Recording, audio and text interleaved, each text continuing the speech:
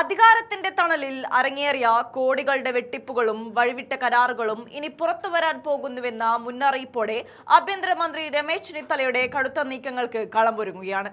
Lionel മെസ്സിയെയും Argentina ടീമിനെയും കേരളത്തിലെത്തിക്കാനെന്ന പേരിൽ 126 കോടി രൂപയുടെ വിദേശ വിനിമയ ഇടപാട് നടത്തുകയും അതിൽ 22.68 കോടിയുടെ ഭീമമായ സേവന നികുതി വെട്ടിക്കുകയും ചെയ്ത സംഭവത്തിൽ GST പ്രത്യേക അന്വേഷണ സംഘത്തിനൊപ്പം ആഭ്യന്തര വകുപ്പും അന്വേഷണം ശക്തമാക്കുകയാണ്.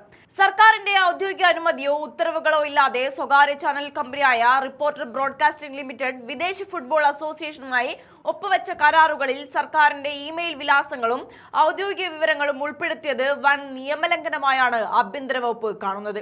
കരാർ തുക കൈമാറുന്നതിൽ സ്പോൺസർ വരുത്തിയ വീഴ്ചയെ തുടർന്ന് അർജന്റീന ഫുട്ബോൾ അസോസിയേഷൻ ചുമത്തിയ $40 ലക്ഷം ഭീമമായ പിഴ ഒഴിവാക്കാൻ ഭരണതലത്തിൽ നിന്നും ഉദ്യോഗസ്ഥരിൽ നിന്നും നടന്ന അനാവശ്യ ഇടപെടലുകളെ കുറിച്ചും അന്വേഷണ ശൃംഖല നീളുകയാണ്.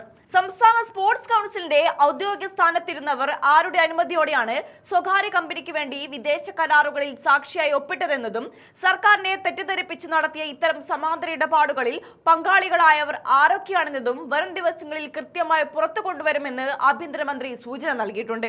അന്വേഷണവുമായി സഹകരിക്കാതെ നോട്ടീസുകൾ അവഗണിച്ച കമ്പനി ഉടമകൾക്കെതിരെ തിങ്കളാഴ്ച മുതൽ GST നേതൃത്വത്തിലുള്ള 5 SIT സംഘത്തോടൊപ്പം പോലീസും കടുത്ത നിയമ നടപടികൾ ആരംഭിക്കും. വരുന്ന തിങ്കളാഴ്ച മുതൽ അന്വേഷണ ഉദ്യോഗസ്ഥരുടെയും ആഭ്യന്തര വകുപ്പിന്റെയും ശക്തമായ നീക്കങ്ങൾ ആരംഭിക്കുന്നതോടെ ചട്ടങ്ങളും നിയമങ്ങളും കാറ്റിൽ പറത്തി വ്യാജ പ്രചാരണങ്ങളുടെ ലാഭമുണ്ടാക്കാൻ ശ്രമിച്ച റിപ്പോർട്ടർ ചാനൽ മാനേജ്മെന്റിന് പിടിവള്ളി ഇല്ലാതാകുമെന്ന് ഉറപ്പാണ്.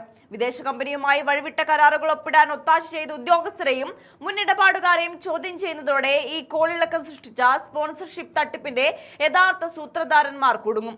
ആഗോള ഫുട്ബോൾ താരം മെസ്സിയുടെ വരവിനെ മറയാക്കി നടത്തിയ ഈ കോടികളുടെ സാമ്പത്തിക അട്ടിമറിയുടെയും വഞ്ചനയുടെയും ഞെട്ടിക്കുന്ന തെളിവുകൾ പുറത്തുവരുന്നതോടെ അന്വേഷണത്തിന്റെ തീപ്പൊരിയിൽ റിപ്പോർട്ടർ ഗ്രൂപ്പിന് കടുത്ത തിരിച്ചടി നേരിടേണ്ടി വരുമെന്ന് വ്യക്തമാണ്.